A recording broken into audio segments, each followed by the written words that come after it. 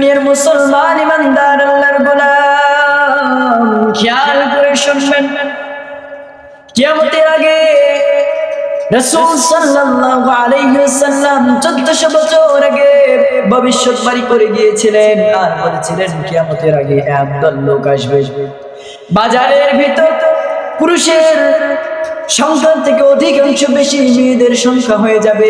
ঠিক এখনকার জামানায় এমন পরিস্থিতির শিকার হয়ে গিয়েছি আমরা।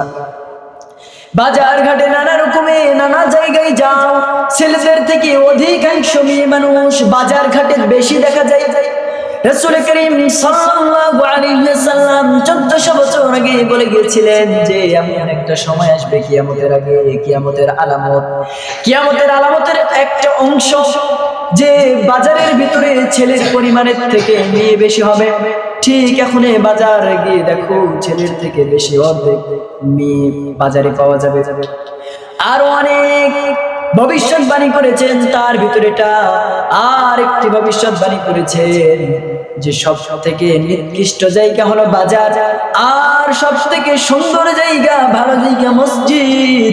এমন একটা সময় আসবে মসজিদে ঢুক যাবে না, মসজিদ হবে সুন্দর। কিয়ামতের এটাও একটি আলামত, মসজিদ হবে সুন্দর কিন্তু মানুষ থাকবে না, মানুষ হবে না, মসজিদে মানুষ যাবে না। এটা একটি কিয়ামতের বড় আলামত।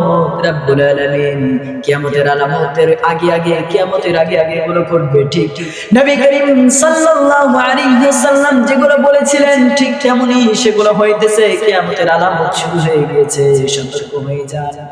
সময় থাকতে নিজেকে পরিবর্তন করে নিন, কিয়ামত আসতে হয়তো আর বেশি দেরি নাই, তাই নিজে থেকে পরিবর্তন হয়ে যান।